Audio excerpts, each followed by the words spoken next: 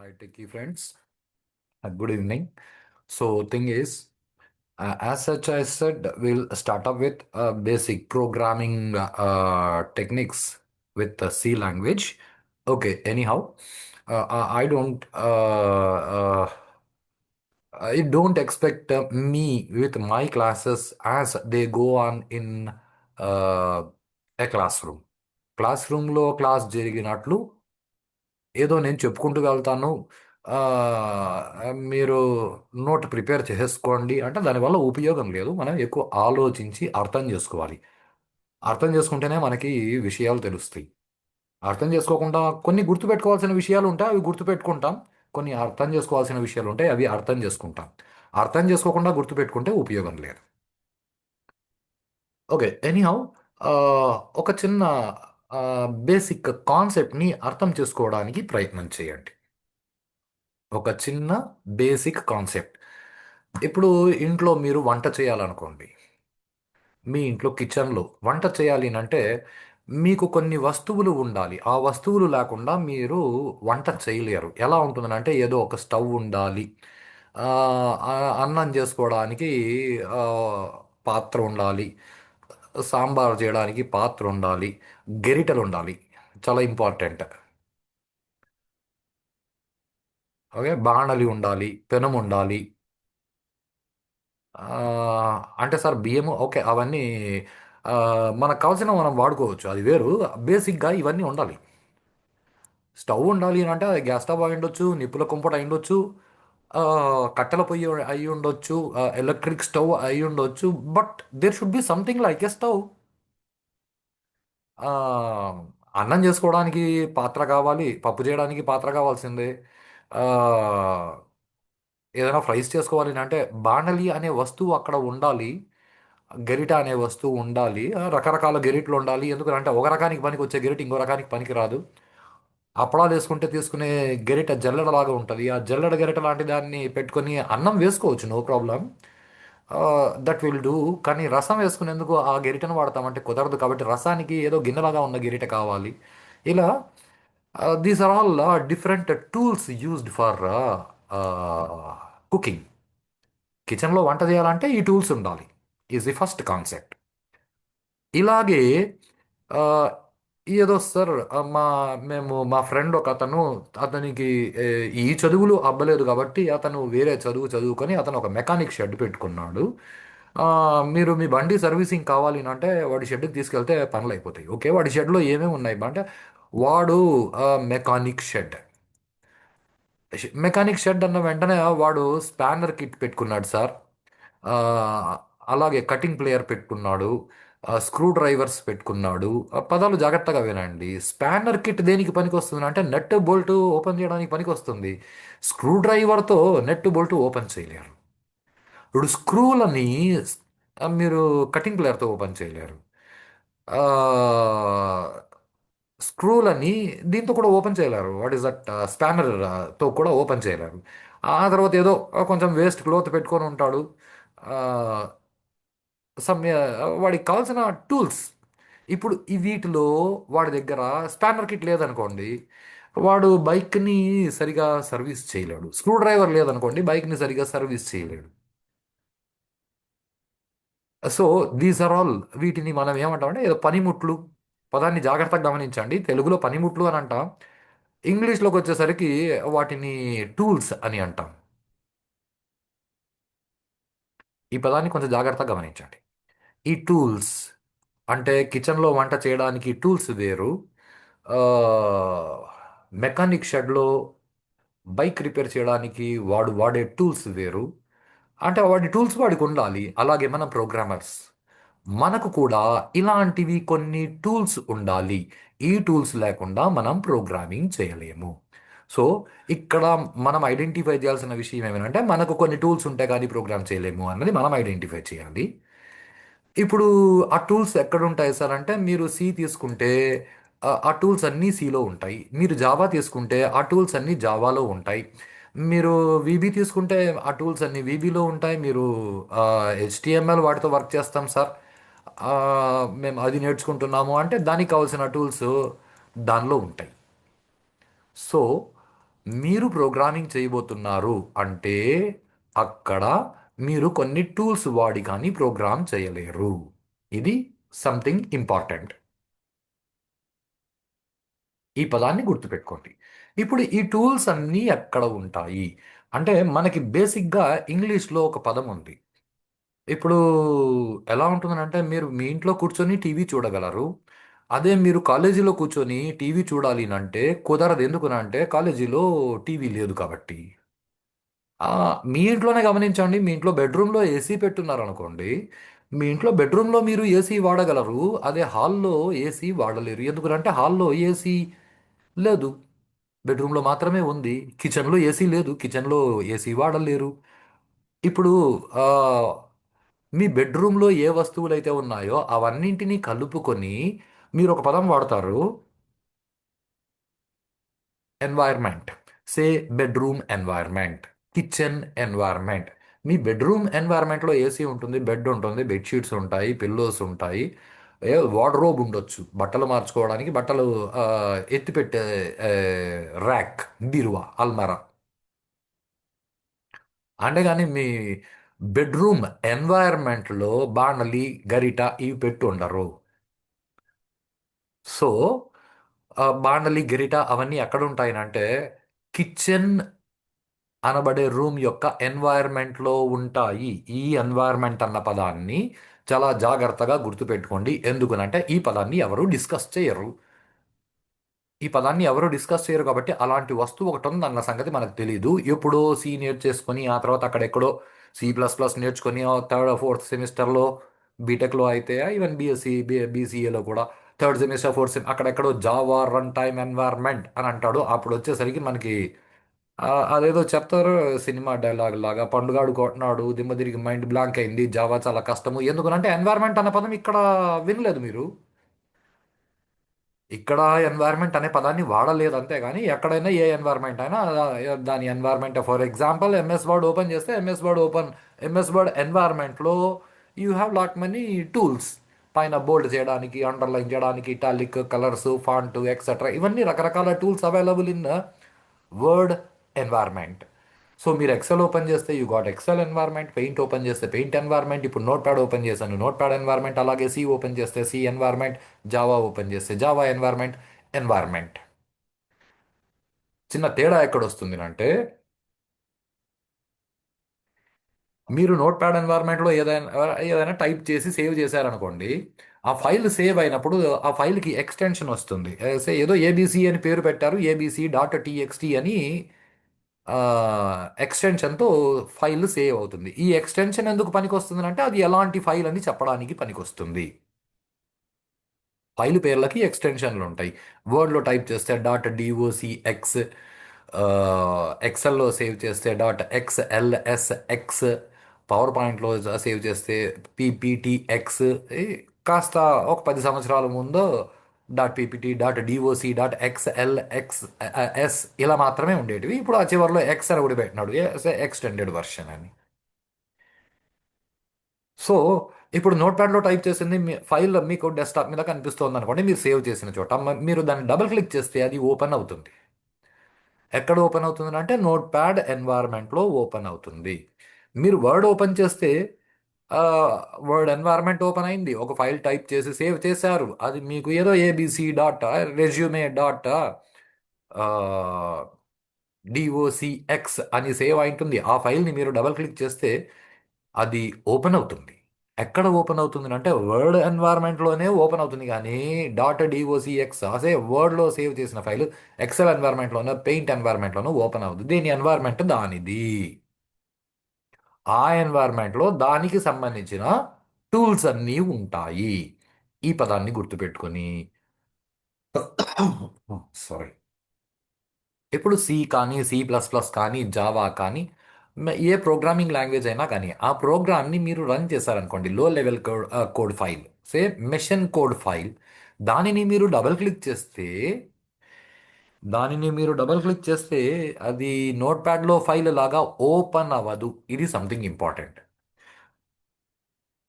మీరు high level programme రాశారు, దాన్ని కంపైలర్ యూస్ చేసి లో లెవెల్ కోడ్గా కన్వర్ట్ చేశారు, మెషిన్ కోడ్ ఫైల్ వచ్చింది. ఆ మెషిన్ కోడ్ ఫైల్ని మీరు డబల్ క్లిక్ చేస్తే మీరిచ్చిన ఇన్స్ట్రక్షన్స్ రన్ అవుతాయి. ఇది చాలా ఇంపార్టెంట్ స్టేట్మెంట్. నోట్ ప్యాడ్లో మీరు టైప్ చేసిన ఫైల్ డబుల్ క్లిక్ చేస్తే ఓపెన్ అవుతుంది అంతే. అదే సి ప్రోగ్రామో సి ప్లస్ ప్లస్ ప్రోగ్రామో మెషిన్ కోడ్ ఫైల్ని మీరు డబుల్ క్లిక్ చేస్తే మీరు ఇచ్చిన ఇన్స్ట్రక్షన్స్ రన్ అవుతాయే కానీ అది ఓపెన్ అవ్వదు. ఇన్స్ట్రక్షన్స్ రన్ అవుతాయి. సో ఈ ప్రోగ్రామింగ్ లాంగ్వేజెస్ అన్నీ కూడా ఆ లాంగ్వేజ్లో చేసిన ప్రోగ్రామ్ని రన్ చేయడానికి కావలసిన ఎన్వైర్న్మెంట్ ఇస్తాయి. కాబట్టి ప్రోగ్రామింగ్ లాంగ్వేజెస్కి సంబంధించిన ఎన్వైర్న్మెంట్ని రన్ టైమ్ ఎన్వైర్న్మెంట్ అని పిలుస్తారు. In short RE. ఈ పదాన్ని బాగా గుర్తుపెట్టుకోండి. అంటే మీరు మీ కంప్యూటర్లో సి లోడ్ చేస్తే మీకు సి రన్ టైమ్ ఎన్వైర్న్మెంట్ వస్తుంది.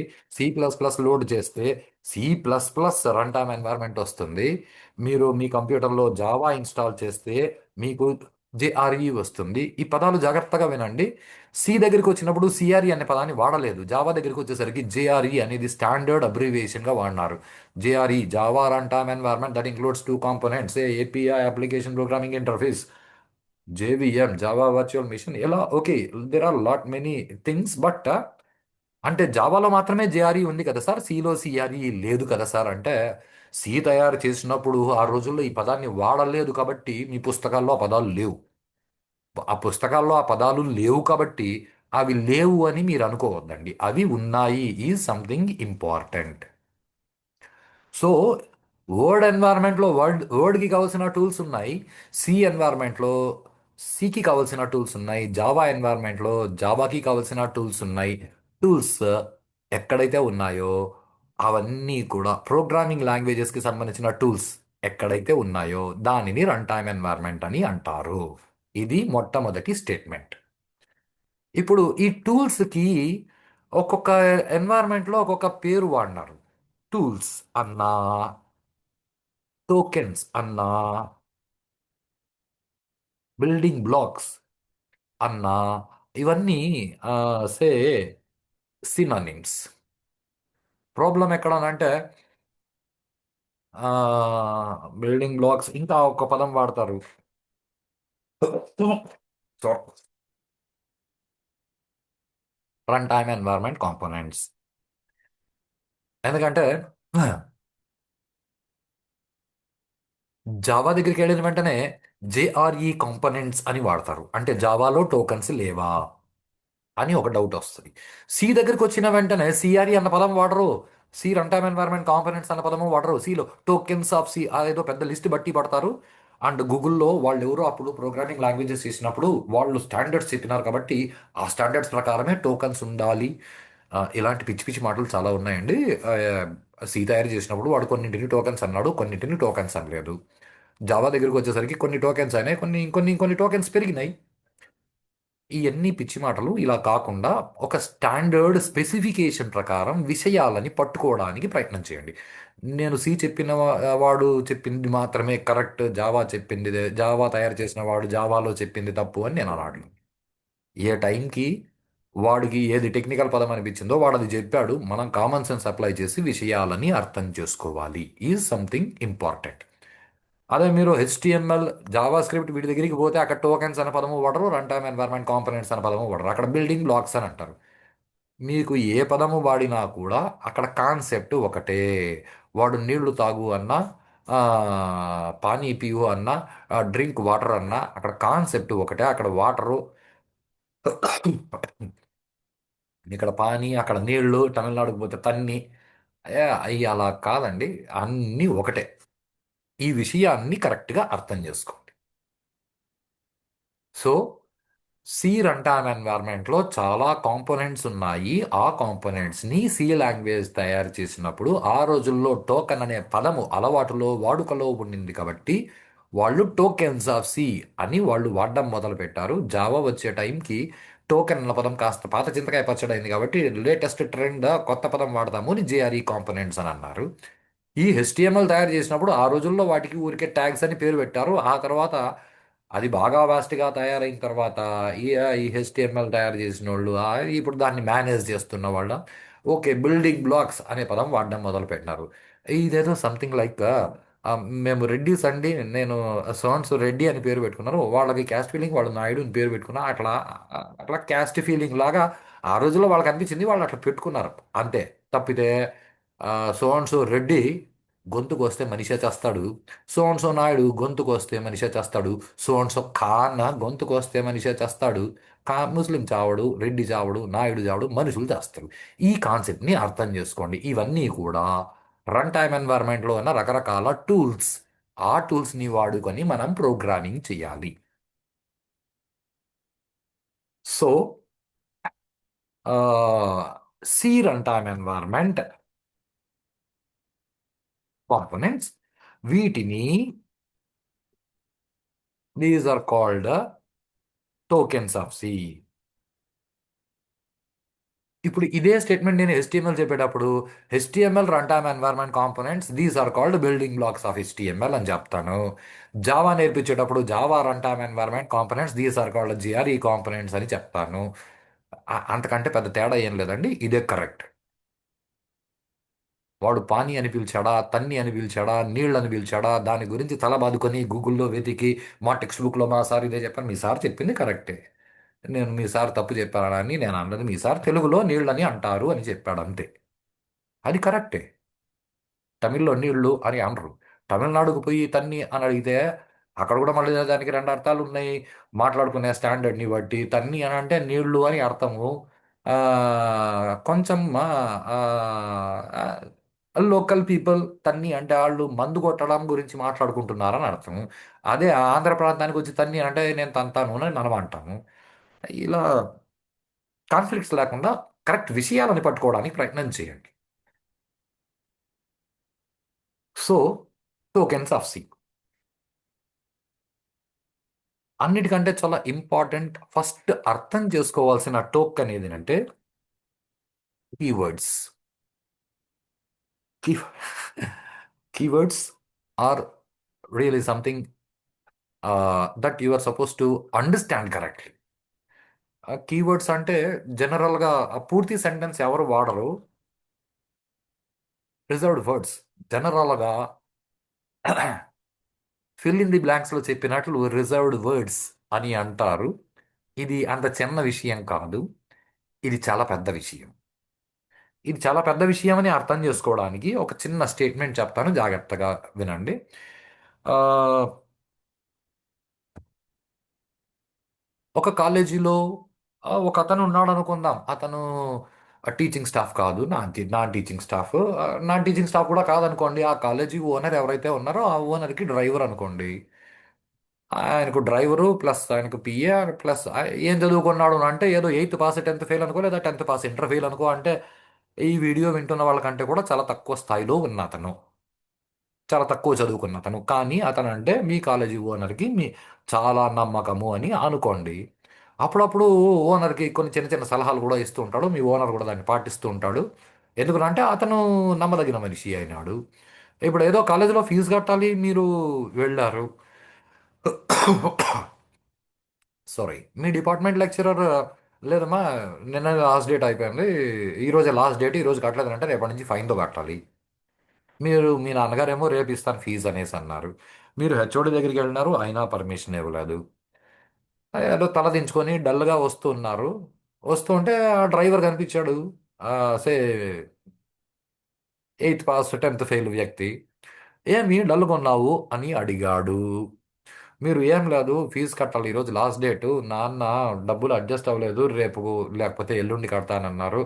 మా సార్లను అడిగితే సార్లు ఏమి నో పర్మిషన్ నాట్ గివెన్ అనేసి అన్నారు. ఏం చేయాలో అర్థం కావట్లేదు అంటే నువ్వు రా నాతో పాటు అనేసి అతను డైరెక్ట్గా మీ కాలేజీకి ఓనర్ దగ్గరికి వెళ్ళిపోయి ఏదో సార్ మాకు తెలిసిన వాళ్ళు సార్, కొంచెం ప్రాబ్లం ఫైనాన్షియల్గా ఏమైంది. ఏం లేదు, ఫీజు కట్టాలా, ఒక 4 రోజులు పర్మిషన్ ఇస్తాను, 4 రోజులు కట్టేస్తాను. సర్లే ఓకే, నేను చెప్పినాను చెప్పుబో అని ఆయన అంటాడు. ఎందుకంటే ఆయన అతన్ని నమ్మినాడు. నౌ థింక్, మీ హెచ్ఓడి డైరెక్ట్గా వెళ్ళి మీ కాలేజీ ఓనర్ని అడగాలంటే భయపడతాడు. ఎందుకంటే ఆయన ఓనర్, ఆయనది బిజినెస్. మీ డిపార్ట్మెంట్ లెక్చరర్ అడగాలంటే భయపడతాడు. వైస్ ప్రిన్సిపాల్ దగ్గరికి పోవాలంటేనే అందరూ భయపడతారు. వైస్ ప్రిన్సిపాల్ ప్రిన్సిపాల్ దగ్గరికి పోడు, ఎందుకంటే పోతే ఏం పనులు చెప్తారు అని భయం. ఓవరాల్గా అతను ఎవడైతే ఉన్నాడో ఒక రకంగా చెప్పాలి ఏంటంటే వైస్ ప్రిన్సిపాల్ ఆ, లేదా ప్రిన్సిపాల్ కాలేజీ ఓనర్కి చెప్పాలంటే భయపడేటప్పుడు కూడా ఇతని ద్వారానే చెప్పిస్తారు. ఇలాంటి సిచ్యువేషన్ని కాస్త జాగ్రత్తగా దీన్ని పట్టుకున్నారు అనుకోండి, అతను ఉంటే చాలు కాలేజీలో అన్ని పనులు అయిపోతాయి. అంటే అతను లేకపోతే కాలేజీలో ఆ, ఏదో కొరతగా ఉంటుంది. అతను చాలా ముఖ్యమైన మనిషి, ఎందుకంటే అతన్ని పట్టుకుంటే పనులు అయిపోతాయి కాబట్టి. ఇప్పుడు ఇతని గురించి చెప్పేటప్పుడు ఇంగ్లీష్లో చెప్పేటప్పుడు ఎలా చెప్తారు అంటే, he plays a main role in the organisation. He plays a main role, లేదా he plays an important role, he is an important person of the organisation. దీన్ని మామూలుగా మన వాళ్ళు లోకల్ భాషలో ఏదో ఉపమాలంకారము, ఆమె ముఖము చంద్రబింబము వలె ఉన్నది లాగా చెప్తూ చెప్తూ ఎలా చెప్తారంటే, అతను కాలేజీకి పిల్లర్. పిల్లర్ అంటే అతను ఏదో బిల్డింగ్లు ఎత్తి నిలబడుకొని ఉంటాడని అర్థం కాదు. అతను కాలేజీకి పిల్లర్ అంటే he plays an important role in the organization అని అర్థము. ఈ కాన్సెప్ట్ని కరెక్ట్గా అర్థం చేసుకుంటే, he plays an important role, he plays a main role, he played a key role in the organization. Say he plays a so she is a key person of the organization. He plays a key role in the organization. Say key person అంటే important person, key role అంటే important role, keyword అంటే important word. అంతే concept. Keywords అంటే important words అని మాత్రం అర్థం చేసుకోండి. So keywords are important words reserved for a specific purpose. Say keywords are important words reserved for a specific purpose లో ఆ ఓన్లీ రిజర్వ్డ్ వర్డ్స్ అని మాత్రమే చెప్పుకోవడం తప్పు. So C has around 32 keywords. C లాంగ్వేజ్లో 32 కీవర్డ్స్ ఉన్నాయి, అంటే 32 రకాల పనులు ఈ కీవర్డ్స్ని వాడి మనం చేసేయచ్చు. ఇది అర్థం చేసుకోవాల్సిన విషయాలు. ఈ కీవర్డ్స్ లిస్ట్ మనకు అవసరం లేదు. ఆ 32 కీవర్డ్స్ గూగుల్లో కొట్టి లిస్ట్ రాసేసుకోవచ్చు. దానివల్ల నిజంగానే ఏ ఉపయోగం లేదు. అసలు కీవర్డ్ అంటే ఏది అర్థం చేసుకోకుండా మీరు ఆ, పని చేయాలంటే కష్టం. కీవర్డ్ అంటే ఇంపార్టెంట్ వర్డ్ అంతే, అంతకంటే ఇంకేమీ లేదు. ఫర్ ఎగ్జాంపుల్ ఏదో ఇంటూ క్యారు ఫ్లోట్ అని వాడతారు, రైట్, ఓకే, దాన్ని పక్కకు పెడదాం. Keywords. Then comes next important token, variables. Variables అంటే ఇది ఓకే, చాలా మామూలుగా అందరూ చెప్పేసుకుంటూ ఉంటారు. ఎందుకంటే నేను చాలా మంది దగ్గర విన్న పదం. Say which varies is a variable. Which varies is a variable, it is correct. Which can get painted is paintable. Paintable variable, which varies is a variable. But the question is which varies. When you have a question which varies, it is a variable varies. What is a variable? Which varies? ఇది లేదా that varies is a variable. That అని ఎవరినన్నా ఉంటే వేరియబుల్ని. ఇది ఎలా ఉంటుందంటే వాడు రెండు అరటిపళ్ళు తీసుకుని రారా అని వాడికి డబ్బులు ఇస్తే ఒక అరటిపళ్ళు తీసుకొచ్చినాడంట. రెండోది ఎక్కడరా అంటే ఇదే అన్నాడంట. నీకు ఎన్ని చెప్పినాను అంటే రెండు, ఇక్కడ ఒకటి ఉంది కదా అంటే రెండోది ఎక్కడ అంటే ఇదే. అలాంటి పిచ్చి స్టేట్మెంట్ అవుతుంది ఇది. Which varies is a variable, okay, that varies is a variable, okay.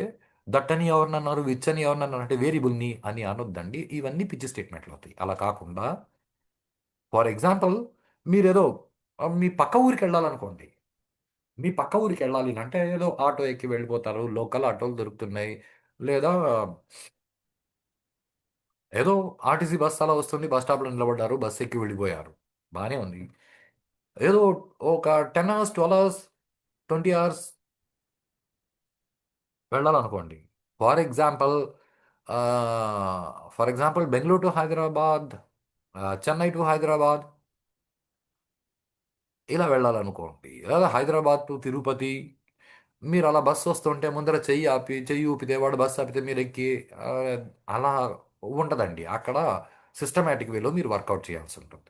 Systematic వేలో వర్కౌట్ చేసేటప్పుడు ఎలా ఉంటుందని అంటే unit to make a reservation. Say for example ఇది బస్సు అనుకోండి. బస్సులో సీట్లు ఉంటాయి. కొంచెం జాగ్రత్తగా గమనించండి. బస్సులో సీట్లు ఉంటాయి. ఏదో ఈ పక్కన స్టీరింగ్ అనుకోండి, ఇది డ్రైవర్ సీట్ అనుకుందాం. సో మీరు టికెట్ కౌంటర్లోకి వెళ్ళి అయ్యా మేము ఆ, తిరుపతి నుంచి హైదరాబాద్కి వెళ్ళాలనుకుంటున్నాము. ఏదో 1000 రూపాయలు 1500 2000 ఎంతో చెప్పాడు. మీరు అతనికి ఆ డబ్బులు ఇచ్చేశారు. అతను మీకు ఒక పేపర్ ముక్క చింపించినాడు. ఆ పేపర్ ముక్కలో 19 అని రాసుందని అనుకుందాం ఫర్ ఎగ్జాంపుల్. సో ఇక్కడ కొన్ని పదాలు మీరు జాగ్రత్తగా పట్టుకోండి. మీరు ఇక్కడ ఏం చేశారు అంటే టికెట్ని బుక్ చేశారు. టికెట్ని రిజర్వ్ చేయరు. టికెట్ని టికెట్ని రిజర్వ్ చేశారు. అసలు ఆడు మీకు వాడివి కాదు, సీట్ని రిజర్వ్ చేశాడు. సే మీరు సీట్ని రిజర్వ్ చేశాడు. వాడు టికెట్ని బుక్ చేసి ఆ టికెట్ని మీకు ఇచ్చాడు. ఇప్పుడు మీరు బస్సు ఎక్కారనుకోండి. బస్ ఎక్కిన తర్వాత మీరు I have number of options, జాగ్రత్తగా గమనించండి. ఫస్ట్ ఆప్షన్ మీరు 19లో కూర్చుంటారు. సెకండ్ ఆప్షన్ మీరు సీట్లో కూర్చుంటారు. ఇది సంథింగ్ ఇంపార్టెంట్. ఇది జాగ్రత్తగా ఆలోచించండి. మరి తెలివిగా 19 అనే సీట్లో కూర్చుంటామని ఆలోచించొద్దు. నేను ఆ ఆప్షన్ ఇవ్వలేదు. మీరు 19లో కూర్చుంటారా, సీట్లో కూర్చుంటారా అంటే ఆబ్వియస్లీ మీరు 19 అనేది కూర్చునే వస్తువు కాదు. మీరు సీట్లో మాత్రమే కూర్చుంటారు. ఈ సంథింగ్ ఇంపార్టెంట్. ఎందుకంటే 19 కూర్చునే వస్తువు కాదు, సీటు కూర్చునే వస్తువు. సో ఫర్ ఎగ్జాంపుల్ దీనిపైన 19 అని నెంబర్ ఉందనుకోండి. మీరు ఈ సీట్లో వెళ్ళి కూర్చున్నారు. ఇప్పుడు అదే మీ సీట్ అని ఎలా గుర్తించినారు అంటే ఈ నంబర్తో గుర్తించినారు. అంటే ఇప్పుడు ఈ నంబర్ ఎందుకు పనికి వస్తుంది అంటే గుర్తింపుకు పనికి వస్తుంది. సే ఫర్ ఎగ్జాంపుల్ ఐడెంటిఫికేషన్కి పనికి వస్తుంది. Something important. సో మీరు 19 అనే సీట్లో కూర్చున్నాను అనేటప్పుడు కాస్త జాగ్రత్తగా ఆలోచించండి. 19 అనేది ఐడెంటిఫైయర్, మీరు కూర్చునే లొకేషన్ సీట్. నౌ నౌ మీరు సీట్లో కూర్చున్నారు. ఇది బాగానే ఉంది. ఇప్పుడు బస్సు తిరుపతి నుంచి బయలుదేరి ఫర్ ఎగ్జాంపుల్ హైదరాబాద్ చేరిపోయింది అనుకోండి. హైదరాబాద్ చేరిపోయిన తర్వాత బస్సు అక్కడ తగలెట్టారు. బస్సు అక్కడి నుంచి మళ్ళీ వెనక్కి వస్తుంది. ఇప్పుడు ఈ బస్సు హైదరాబాద్ నుంచి మదనపల్లికి వెనక్కి వచ్చేటప్పుడు ఈ సీటులో సీట్ నెంబర్ 19లో మీరే ఉంటారా అంటే ఖచ్చితంగా మీరు ఉండరు. వేరే ఎవరో ఉంటారు. ఎందుకు అని అంటే ఆ, అంటే మేము తిరుపతి టు హైదరాబాద్ జర్నీకి మాత్రమే ఈ సీట్ని బుక్ చేసుకున్నాము. రిటర్న్ జర్నీలో ఈ సీట్ వేరే వాళ్ళకి రిజర్వ్ అయింది కాబట్టి వాళ్ళు ఉంటారు. ఎవరు ఉంటారు అంటే ఖచ్చితంగా చెప్పలేం ఎవరు, ఎవరైనా ఉండొచ్చు. Now start thinking. I have a question now again. బస్సులో సీట్ ఎందుకు పనికొచ్చింది అంటే జనరల్గా మీ తరఫు నుంచి మీరు చెప్పే సమాధానం సీట్ ఎందుకు పనికి వస్తుంది, సీట్ కూర్చోవడానికి పనికి వస్తుంది. Nothing more than that.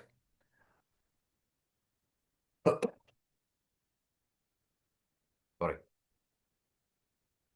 C ఇక్కడ మీరు ఒక మనిషి. You are called a passenger.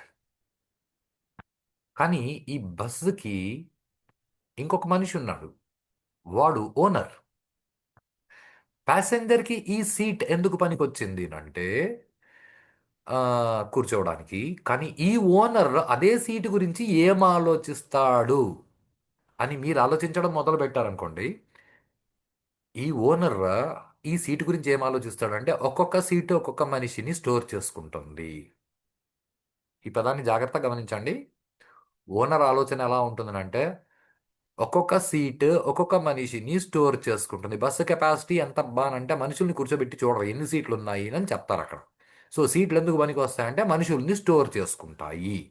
Is what the basic concept. అంటే ఈ సీట్ తిరుపతి టు హైదరాబాద్ వెళ్ళేటప్పుడు జర్నీలో ఈ సీటులో వాల్యూ మీరున్నారు. అదే హైదరాబాద్ టు తిరుపతి వెనక్కి వచ్చేటప్పుడు ఈ సీటులో వాల్యూ మీరు లేరు, వేరే ఎవరో ఉన్నారు. అంటే ఈ సీట్ ఏదైతే ఉందో అది తన లోపల ఉన్న వాల్యూని అంటే తనలో కూర్చున్న వాల్యూని మార్చుకుంటోంది, వ్యారీ చేసుకుంటోంది. వ్యారీ అంటే చేంజ్ అవ్వడం. ఏదో కరెంట్ వోల్టేజ్ వేరియేషన్స్ ఉన్నాయి చూడండి. వ్యారీ అంటే మారడం. అంటే బస్సులో సీట్ ఈజ్ ఏ వేరియబుల్. కాస్త జాగ్రత్తగా ఆలోచించండి. వేరియబుల్ అంటే బస్సులో సీట్ లాంటిది. రైట్ నౌ మన కంప్యూటర్లో ఒక బస్సు ఉంది. మన కంప్యూటర్లో బస్ ఎవరు అంటే RAM, main memory of the system. Previous వీడియోస్లో చూసాం. RAM is the work space, the actual work space. పని ఏం జరగాలనుకున్నా ర్యామ్ లోపలే జరుగుతుంది. మన కిచెన్లో స్లాబ్ లాంటిది ఈ ర్యామ్. సో ఈ ర్యామ్ ఇప్పుడు మనం చెప్పుకున్న బస్సు లాంటి బస్సులో చాలా సీట్లు ఉన్నాయి లాగా ర్యామ్లో చాలా బైట్స్ మెమరీ ఉంటుంది. ర్యామ్లో చాలా బైట్స్ మెమరీ ఉంటుంది. ఎలా అయితే మీరు బస్సులో సీట్ రిజర్వ్ చేసుకున్నారో అలా ఈ ర్యామ్లో ఉన్న కొన్ని బైట్స్ మెమరీని మీరు రిజర్వ్ చేయాల్సి ఉంటుంది. ఎందుకు రిజర్వ్ చేస్తారు అంటే యూజర్ కీబోర్డ్ నుంచి ఇన్పుట్ ఇస్తే అది ర్యామ్లోకే వెళ్తుంది. ర్యామ్లో ఎక్కడ స్టోర్ చేయాలి అని మీరు చెప్పాలి. ర్యామ్లో ఎక్కడ స్టోర్ చేయాలి అని చెప్పాలి అంటే ర్యామ్లో మీరు మెమరీని రిజర్వ్ చేస్తే కానీ చెప్పలేరు. కాబట్టి మీరు ర్యామ్లో ప్రోగ్రామ్ రన్ అయ్యేటప్పుడు యూజర్ ఇచ్చిన డేటాని స్టోర్ చేసుకోవడం కోసం ర్యామ్లో మీరు కొంత మెమరీని రిజర్వ్ చేస్తారు. ఆ రిజర్వ్ చేసిన మెమరీ తనలోని వాల్యూ మార్చుకోగలదు కాబట్టి ఆ రిజర్వ్ చేసిన మెమరీని మీరు వేరియబుల్ అని పిలుస్తారు. సో మీరు వేరియబుల్ అని దేన్ని పిలుస్తారు? చాలా జాగ్రత్తగా గమనించండి. సే during program execution, we reserve some memory in a RAM to store data given input by user. ఎందుకు స్టోర్ చేయాలంటే దాని మీద ప్రాసెస్ చేయాలంటే స్టోర్ చేస్తే కానీ ప్రాసెస్ చేయలేం కాబట్టి దాన్ని స్టోర్ చేస్తాం. So as this reserved memory is capable of changing its value, comma, it is called a variable. Now say, చాలా చిన్న చిన్న statements, as that reserved memory is capable of changing it's value, say that is called variable, that is called variable అన్న వెంటనే that is called variable దగ్గర that అని ఎవరిని అంటున్నాము అని అంటే ఇంతకు ముందు కథలో ఇక్కడ ఏదైతే చెప్పుకున్నామో ఆ రిజర్వ్డ్ మెమరీని దట్ అని ఇక్కడ అంటున్నాం.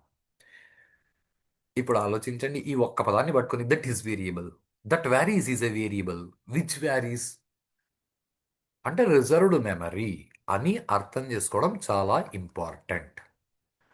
Right friends. సో వేరియబుల్కి సంబంధించి ఇంకా కొన్ని విషయాలు ఉన్నాయి, అవి తెలుసుకుంటే కానీ ప్రోగ్రామింగ్లోకి వెళ్ళలేము. బట్ ఎనీహౌ ఆ విషయాలని that we will see them in the next sessions. Very అయింత ఓపిక్గా మీరు విన్నందుకు థ్యాంక్స్.